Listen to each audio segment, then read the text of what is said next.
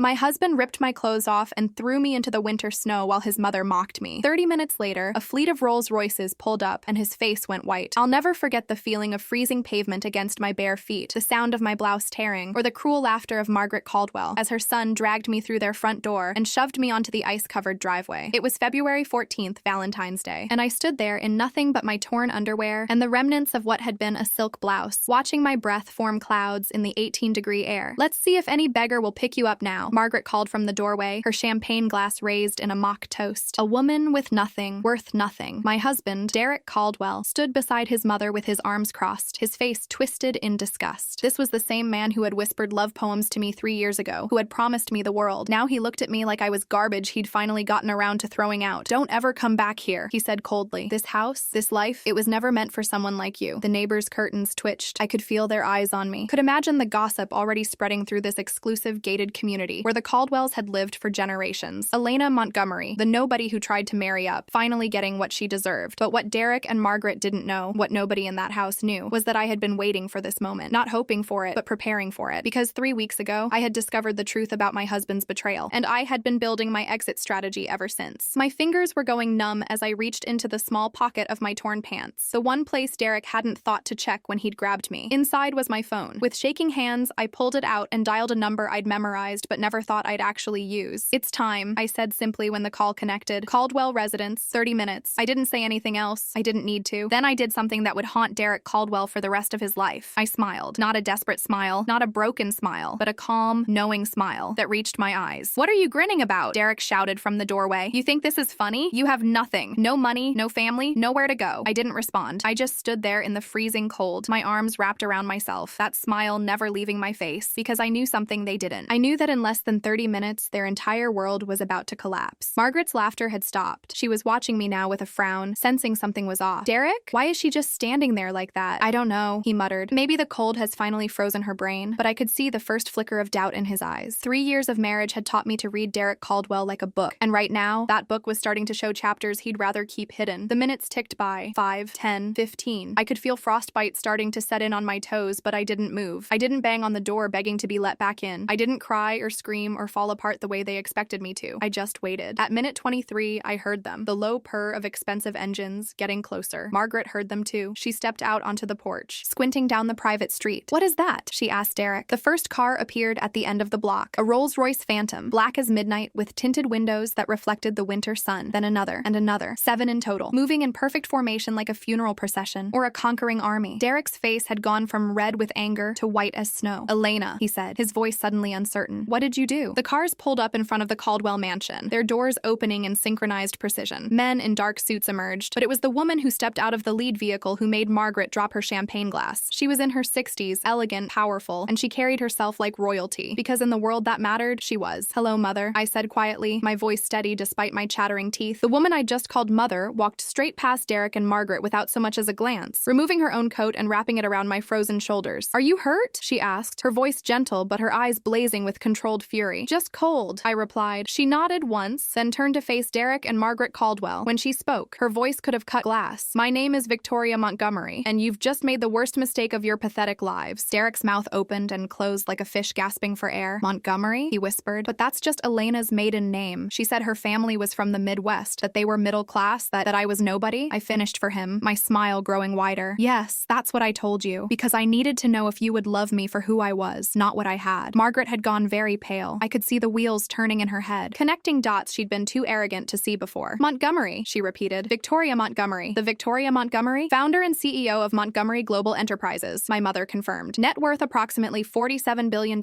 And this," she placed a protective hand on my shoulder, "is my only daughter and heir." The silence that followed was absolute. Even the winter wind seemed to hold its breath. Derek stumbled backward. "But you worked as a teacher. You lived in that tiny apartment. You drove a 15-year-old car. You wanted to find someone who would love me, not my money," I said, my voice finally showing the anger I'd been holding back. "I wanted to believe in true love, in authentic connection. What I found instead was a man who married me for what he thought were connections to modest wealth, who planned to use me to climb the social ladder in this pathetic little community of yours." "That's not true," Derek protested, but his voice cracked. "Really?" I pulled my mother's coat tighter around myself, then explained the prenuptial agreement you tried to hide from me, the one I found in your office 3 weeks ago, the one you were planning to have me sign after our 3rd anniversary, when you thought I was sufficiently comfortable, the one that would give you 50% 50% of my modest teaching pension, and any future inheritance from my supposedly middle-class family. Margaret made a choking sound. Or, I continued, my voice growing stronger, explain the text messages I found between you and your college girlfriend, Sarah. The ones where you laughed about how plain I was, how boring, but how I was worth the sacrifice because you thought my family had money tied up in farmland that you could eventually control. Derek's face had lost all color. Elena, I can explain. Explain to whom? My mother's voice was ice. Explain to my lawyers, because I assure you, Mr. Caldwell, you'll be seeing a great deal of them in the coming weeks. One of the suited men approached with a stack of papers. My mother took them and held them out to Derek. You're being served with divorce papers. You're also being served with a lawsuit for fraud, emotional distress, and assault. The security footage from your own doorbell camera has been very helpful in documenting what happened here today. Derek's hands shook as he took the papers. Security footage? Oh yes, I said. The footage that shows you ripping my clothes and physically throwing me out of your house in sub-zero temperatures. The footage that shows your mother mocking me and threatening me. The footage that will be presented in court, and if my mother's PR team has anything to say about it, to every major news outlet in the country. You planned this, Margaret whispered, her face ashen. You wanted this to happen. No, I corrected her. I hoped it wouldn't. I hoped that despite the prenup I found, despite the cruel messages, that maybe I was wrong, that maybe Derek actually loved me. So I tested him. How? Derek managed to ask. I told you last week that I'd received a phone call from my mother, that she was sick and needed me to come visit her in the Midwest. Do you remember what you said? Derek's silence was answer enough. You said, I continued, that I should just send her some money instead, that you'd planned a ski trip with your friends and didn't want me moping around the house missing her. You said, and I quote, how sick can she really be? Old people always exaggerate. That's when I knew for certain. My mother's jaw tightened, but she remained composed. Then tonight, I went on, when I told you I wanted to spend Valentine's Day having a quiet dinner together, just the two of us, you laughed in my face. You said you were going to your mother's party, that I wasn't invited because your family's friends found me boring, and that if I knew what was good for me, I'd stay home and not embarrass you. I didn't mean, Derek started. But I didn't stay home, I interrupted. I came anyway. I walked into that party and I saw you with Sarah. I saw the way you kissed her when you thought no one was looking. I heard you tell her that you were almost done with the boring teacher, and that soon you could be together openly. Margaret's hand flew to her chest. Derek, you said you weren't seeing that girl anymore. Oh, this gets better, my mother said coldly. Tell them, darling. Tell them what else you discovered. I looked directly at Derek. The account in the Cayman Islands, the one you opened with money you've been slowly stealing from the joint account I set up for our household expenses. $432,000, transferred in small amounts over 2 years, hidden in an account under Sarah's name. Derek's legs seemed to give out. He sat down hard on the porch steps. You were planning to leave me, I said. You were going to take what you could, blame me for the failure of the marriage, and run off with Sarah to start a new life, probably in Europe, based on the travel websites in your browser history. How did you? He whispered. How did I know? I smiled again, that same calm smile that had unnerved him before. Because, Derek, while you thought you were married to a simple, trusting teacher, you were actually married to a woman who has been trained since childhood to spot liars, cheats, and con artists. My mother didn't build a $47 billion empire by being naive. One of my mother's security team approached with a large box. We've collected your personal belongings from the house, Miss Montgomery. The few things that actually belong to you, that is. I looked at Derek one last time. You know what the saddest part is? If you had actually loved me, if you had treated me with respect and honesty, I would have shared everything with you. I would have brought you into my real life, introduced you to my mother, given you opportunities beyond your wildest dreams. All I wanted was to be loved for myself, not for what I could provide. Elena, please, he begged, finally finding his voice. I do love you. This is all a misunderstanding. We can work this out. I'll sign whatever you want, do whatever you want. Just please, now you love me? I shook my head. Now that you know I'm not the nobody you thought I was? Now that you realize what you're losing? That's not love, Derek. That's greed. My mother gestured to one of the cars. Come, darling, you're freezing. Let's get you somewhere warm. As I turned to leave, Margaret found her voice one last time. You can't do this to us. Do you know who we are in this community? The humiliation, the scandal, it will destroy us. I paused and looked back at her. You should have thought of that before you mocked a freezing woman in her underwear. Before you raised a son who thinks it's acceptable to assault his wife. Before you valued your social status over basic human decency. The Caldwell name is respected, she shrieked. We have connections, power, friends in high places. My mother's laugh was cold. Had, Mrs. Caldwell. Past tense. By tomorrow morning, those friends will have heard about what happened here today. They'll have seen the security footage. They'll have read about the lawsuit. And they'll distance themselves from you so fast, it will make your head spin. That's how high society really works. They're loyal to power and respectability, not to disgrace. As I slid into the warm interior of the Rolls-Royce, I heard Derek call out one more time. Elena, please. I'm sorry, I'll change. Just give me another chance. I didn't respond. I didn't even look back. The door closed with a quiet, expensive click, sealing me off from the cold, from Derek, from the entire chapter of my life that had just ended. My mother sat beside me, taking my frozen hands in her warm ones. Are you all right? I will be, I said, and for the first time in 3 years, I actually believed it. As our convoy pulled away from the Caldwell mansion, I allowed myself one glance glance in the side mirror. Derek was on his knees in the snow, his mother standing frozen on the porch, both of them watching their world crumble. I had come to that house 3 years ago as Elena Montgomery, a woman pretending to be ordinary. I left as Elena Montgomery, a woman who had just reclaimed her power. And this was only the beginning. The penthouse suite at the Montgomery Hotel overlooked the entire city, a glittering reminder of the world I'd left behind 3 years ago. I stood wrapped in a thick robe, my frozen skin finally warming under the heat of the fireplace, while my mother's personal physician checked me for frostbite. "You're lucky," Dr. Harrison said, packing away his equipment. "Another 10 minutes and you would have had serious tissue damage. As it is, you'll be sore for a few days, but there's no permanent harm." "Thank you, Robert," my mother said from where she sat reviewing documents on her tablet. Even at 11 at night, Victoria Montgomery was working. She never stopped. After Dr. Harrison left, my mother set down her tablet and looked at me with an expression I couldn't quite read. "Why didn't you call me sooner? When you first discovered what Derek was doing?" I pulled the robe tighter, because I needed to be sure. I needed to see just how far he would go, how deep the betrayal ran, and I needed to handle it myself first. "By letting him strip you and throw you into the snow?" Her voice was sharp. "By documenting everything," I corrected. "Every conversation, every text message, every piece of evidence. I knew that if I came to you with suspicions, you'd want proof, so I got proof." My mother's expression softened slightly. "You've learned well. I had a good teacher." She smiled at that, but it didn't reach her eyes. "Tell me everything, from the beginning." So I did. I told her about meeting Derek 4 years ago at a charity event I'd attended under a false name, how he'd been charming and attentive, how he'd pursued me with flowers and poetry and promises. I told her about the decision to test him, to present myself as Elena Warren, a middle school teacher from Kansas with a modest background. He passed every test at first, I admitted. He seemed genuinely interested in my work, in my thoughts, in who I was as a person. He didn't push about money or family connections. He seemed real. "They always do," my mother said quietly. "The good con artists are patient." It wasn't until after the wedding that things started to shift. Small things at first. Comments about my clothes being too plain, suggestions that I could do better with my appearance, questions about my family's finances that seemed casual but weren't. I walked to the window, looking down at the city below. Then 6 months ago, he started pushing me to call my parents more often, to ask about their land holdings in the Midwest. He wanted to know about inheritance, about whether my father had a will, about whether my mother's family had any valuable property. Classic gold digger behavior, my mother observed. I played along. I told him my parents were comfortable but not wealthy, that they owned their house and a small farm, nothing spectacular. I could see the disappointment in his eyes, but he didn't give up. He started suggesting we move to a bigger house, one that befitted our station, as he put it. He wanted me to ask my parents for a loan for the down payment. And did you? No. I told him we should wait, save up on our own. That's when he started getting desperate. That's when the stealing began. My mother's jaw tightened. How much did he take in total? $432,716. Transferred in amounts small enough not to trigger banking alerts. Always timed when he knew I was busy at work or distracted. He'd been doing it for 2 years. And the girlfriend? Sarah Whitmore. They dated in college, broke up badly according to him, but apparently rekindled things about 8 months ago. I found their text messages by accident when his phone synced to our laptop. At first, I thought maybe I was misunderstanding, that maybe they were just friends, but then I read further. I pulled out my own phone and opened a saved screenshot. This one was from 3 weeks ago. Derek wrote, "Just a few more months and we're home free. The teacher doesn't suspect a thing. Once I have enough saved and the prenup signed, we can make our move. Europe, here we come." My mother took the phone, reading the message with cold fury. And Sarah's response? "Can't wait to finally be with you for real. It must be so hard pretending to love someone so boring," with a heart emoji. "Charming," my mother said dryly. She handed back the phone. "What about the prenup he was planning?" I found the draft in his home office. It was remarkably one-sided, designed to look like it protected both parties, but actually giving him access to half of everything I had, including any future inheritance. He'd been planning to present it to me on our 3rd anniversary next month, along with a romantic dinner where he'd convince me it was just a formality for our protection. Did he have any idea who you really were? None. I'd been so careful. I used my fake background, fake references, even fake social media that went back years. I paid for everything in cash or with a separate account that had no connection to Montgomery Global. As far as Derek knew, I was exactly what I appeared to be. A dedicated teacher making $47,000 a year. My mother stood and poured herself a drink from the bar. "And tonight, the Valentine's Day party, that was your final test?" "Yes." I told him I wanted to spend the evening with him, just the two of us. I made myself vulnerable, told him I'd been feeling disconnected, that I wanted to rebuild our intimacy. His response was to tell me I was being clingy and pathetic, that he had better things to do than babysit his boring wife. "So you went to his mother's party anyway?" I did. I walked in wearing the one nice dress I owned, my hair done simply, playing the part of the desperate wife trying to win back her husband's attention, and I saw exactly what I needed to see. I could still picture it. Derek in the library with Sarah, his hands in her hair, kissing her like she was oxygen and he was drowning. Margaret in the hallway with her society friends, laughing about the unfortunate match her son had made, how they were all relieved he was finally coming to his senses. I recorded everything, I continued. Audio, video, all of it. Then I confronted him. Not Sarah, not his mother, but Derek directly. I told him I knew about the affair, about the money, about all of it, and he reacted by assaulting you. He dragged me through the party, called called me names I won't repeat, and told me I had no proof, that no one would believe a nobody like me over a Caldwell. His mother joined in, mocking my clothes, my background, my entire existence. Then they threw me out. Literally. My mother's hands trembled slightly around her glass, the only outward sign of her rage. They touched you. They hurt you. And they're going to pay for that in ways they can't even imagine. Mother, no, Elena. This isn't just about the betrayal or the theft. They assaulted you. They humiliated you in front of witnesses. They committed crimes that can't be excused or explained away. She pulled out her phone and made a call. James, it's Victoria. I need you to accelerate the timeline on the Caldwell matter. Everything we discussed. I want it moving by tomorrow morning. A pause. I don't care if it's Sunday. Make it happen. When she hung up, she looked at me. By Monday, Derek Caldwell will understand what it means to cross a Montgomery. What are you planning? Nothing that isn't justified. James is my head legal counsel, as you know. He's been preparing a comprehensive lawsuit based on the evidence you've gathered. We're suing for fraud, theft, assault, battery, emotional distress, and intentional infliction of emotional harm. The amount we're seeking is substantial enough to bankrupt Derek personally and put serious financial pressure on the entire Caldwell family. They're not poor, I pointed out. The Caldwells have money. Had money, my mother corrected. Past tense. You see, while you were playing teacher, I was doing my own research on the Caldwell family. They're leveraged to the hilt. That big house, mortgaged 3 times over. The country club memberships, paid for with credit. The cars, the boats, the luxury lifestyle, all smoke and mirrors. They're one financial crisis away from collapse. I stared at her. How did you not tell me this? You didn't ask for my help. You wanted to handle Derek yourself, so I let you. But I'm not naive, darling. I've been having the Caldwells investigated since the day you told me you were dating Derek. I knew exactly what kind of family you were marrying into. And you let me do it anyway? You're an adult. You made your choice. But I made sure I had insurance in case things went wrong. She pulled up a file on her tablet. The Caldwells owe approximately $7 million to various creditors. Their business investments have been failing for the past 3 years. Richard Caldwell, Derek's father, has been making increasingly desperate financial moves trying to stay afloat. They need an infusion of capital, and soon. Let me guess, I said slowly. They were hoping Derek's marriage to me would provide that capital. Exactly. When Derek started dating you, Richard saw an opportunity. A teacher with family in the Midwest who allegedly owned farmland. They were betting that farmland meant agricultural wealth, probably tied up in equipment and property that could be leveraged or sold. But I don't have farmland. No, you have something much more valuable. You have me. My mother smiled grimly. Tomorrow morning, James will file the lawsuit. By tomorrow afternoon, every creditor the Caldwells owe money to will receive a call from Montgomery Global's financial division, offering to buy their debt at full value. I understood immediately. You'll own their debt. Every penny of it. And when they can't pay, which they won't be able to, especially not after the lawsuit damages their reputation, I'll have the legal right to collect, which means I'll own their house, their cars, their club memberships, everything. That's ruthless. That's business. They attacked my daughter. They humiliated you, hurt you, betrayed you. Did they think there would be no consequences? I sat down heavily on the couch. The scope of what my mother was planning was staggering. What about Derek's job? Derek works for Morrison & Price, a mid-level marketing firm. His father, Richard, used his connections to get Derek the position. Interesting fact, Morrison & Price has been pitching for a contract with Montgomery Global for the past 18 months. A very lucrative contract. Let me guess, they won't be getting it now. They won't be getting it ever. And when they find out that Derek Caldwell is the reason why, when they realize that keeping him employed means losing not just this contract, but any future business with Montgomery Global or our associated companies, they'll have a decision to make. You're going to get him fired. I'm not going to do anything. His own actions will have natural consequences. That's the beauty of accountability. I looked at my mother, this woman who had built an empire from nothing, who commanded respect and fear in equal measure, who could destroy lives with a phone call, and I realized something I'd been avoiding for 3 years. I am just like you, I said quietly. She met my eyes. Yes, you are. You're intelligent, strategic, patient, and ruthless when necessary. You tested Derek not just to see if he loved you, but to gather evidence that would protect you when the inevitable betrayal came. You planned, you prepared, and you executed perfectly. That's not luck, darling. That's training. I wanted to believe I could be normal, that I could have a normal marriage with a normal person who loved me for me. And you learned a valuable lesson. There is no normal for people like us. There's only power and those who want to take it from us. The words stung because they were true. I had spent 3 years trying to escape my mother's world, trying to prove that I could be happy outside the realm of wealth and power and manipulation. Instead, I'd proven that the world was exactly as cynical as my mother had always told me it was. What happens now? I asked. Now you rest. Tomorrow you meet with James and go over the legal strategy. The day after you move back into your real home, the penthouse you own in the Montgomery Towers, you resume your real life. I liked teaching, then keep teaching. But do it as Elena Montgomery, not as Elena Warren. Do it because you want to, not because you're hiding. There was a knock at the door. One of my mother's security team entered with a tablet. Mrs. Montgomery, you asked to be notified of any developments. What is it, Marcus? Derek Caldwell has been calling and texting Miss Montgomery's old phone number repeatedly. He's also attempted to contact several of her known associates from her teaching job. And Mrs. Margaret Caldwell has hired an attorney. My mother smiled. Already? That was fast. Who did she hire? Bradford Stone from Stone & Associates. Interesting choice. Bradford is good, but he's not equipped for this level of litigation. Send a message to Bradford's firm. Inform them that if they continue to represent the Caldwells in this matter, Montgomery Global will immediately cease all business relationships with them, including the $12 million retainer we currently have for corporate legal services. Marcus nodded. Understood. Anything else? Yes. I want a complete media strategy in place by morning. We control the narrative on this. Elena is the victim of assault and fraud. The Caldwells are the perpetrators. By the time this hits the news cycle, public opinion should be firmly on our side. After Marcus left, I said, "You're going to destroy them completely, aren't you?" "Yes," my mother said simply, "because they touched my daughter, because they thought they could hurt a Montgomery without consequences, and because it's time someone taught the Caldwells that actions have prices they can't afford to pay." I should have felt something. Guilt, perhaps, or mercy. Instead, I felt only a cold satisfaction. Derek had made his choice. He had chosen greed over love, betrayal over loyalty, cruelty over kindness. Now he would learn what it meant to betray a Montgomery. My phone buzzed. It was my old phone, the one I'd used as Elena Warren. Against my better judgment, I looked at the messages. Derek had sent 47 texts in the past 2 hours. They started with anger. "How dare you embarrass me like this? You're going to regret this. My lawyers will destroy you." Then they shifted to desperation. "Elena, please. We can work this out. I made a mistake, but I love you. Just talk to me." And finally, to the messages he was sending now. "I'll do anything. Please don't let your mother ruin me. I'm begging you. Have mercy. I'll give back the money. I'll end things with Sarah. Just call off the lawyers." I showed the messages to my mother. She read them with no expression. "Are you going to respond?" I thought about it. I thought about the Derek who had courted me with poetry. The Derek who had held me when I cried about losing a student to illness. The Derek who had promised forever. Then I thought about the Derek who had mocked me with his girlfriend. The Derek who had stolen from me for 2 years. The Derek who had ripped my clothes and thrown me into the freezing cold while his mother laughed. "No," I said, deleting the messages. "I'm not going to respond. He doesn't deserve my words." My mother nodded approvingly. "Good. Tomorrow, you'll need your strength. This is just the beginning." She was right. Tomorrow, the real battle would start. Derek Caldwell would learn that you don't attack a Montgomery without paying the ultimate price. And I would learn whether I had the strength to see this through to the end, no matter how ruthless the truth made me become. Monday morning arrived with the force of a storm. I woke in the penthouse suite to find my mother already dressed in a sharp black suit, her armor for the business battlefield ahead. She was on the phone with someone, her voice crisp and commanding. "I don't care what his schedule looks like, Gerald. Tell him Victoria Montgomery needs to speak with him within the hour, or Montgomery Global will be pulling all investments from his fund." She paused. "That's what I thought. I'll expect his call." I emerged from the bedroom wrapped in a silk robe that cost more than Derek's monthly salary. Strange how quickly I'd slipped back into this world of luxury, as if the past 3 years of modest living had been nothing more than a costume I could shrug off. "Coffee?" my mother offered, gesturing to the elaborate breakfast spread that room service had delivered. "Please." I poured myself a cup from the silver carafe, inhaling the expensive blend that bore no resemblance to the grocery store brand I'd been drinking. "How bad is it?" "For the Caldwells? Catastrophic." My mother pulled up her tablet, showing me a series of news headlines. The story broke at 6 this morning. By 7, it was trending on social media. By 8, 3 major news networks had picked it up. I read the headlines with growing disbelief. "Billionaire Iris assaulted by husband who didn't know her true identity." "Teacher who married for love discovers husband's gold-digging scheme." "Montgomery heiress thrown into snow by husband in shocking betrayal." Each article was accompanied by the security footage from the Caldwell mansion. The video was damning. Derek dragging me through the house, ripping my clothes, throwing me onto the frozen driveway while his mother laughed. The audio captured every cruel word, every mocking laugh, every vicious insult. "How did this get out so fast?" I asked, though I already knew the answer. "I have an excellent PR team," my mother said without apology. "They understand how to shape a narrative. Right now, Derek Caldwell is the most hated man in America. His face is plastered across every social media platform with hashtags like gold digger husband and snow assault. The court of public opinion has already convicted him." My phone began buzzing incessantly. Messages from former colleagues, old friends, people I hadn't spoken to in years, all expressing shock and support. But it was the messages from strangers that truly startled me. Women sharing their own stories of betrayal, people offering donations for my recovery, marriage proposals from men who clearly didn't understand the situation at all. "Welcome to being a public figure," my mother said dryly. "Your privacy is gone, but at least the narrative is favorable." There was a knock at the door. Marcus entered with James Whitmore, my mother's head legal counsel. James was in his 50s, gray-haired and sharp-eyed, carrying a briefcase that I suspected contained documents that would change lives. "Mrs. Montgomery, Miss Montgomery," he greeted us formally. "We need to discuss the legal proceedings." We sat at the dining table and James spread out a series of files. The lawsuit was filed at 9 o'clock this morning. Derek Caldwell, Margaret Caldwell, and the Caldwell Family Trust are all named as defendants. We're seeking $27 million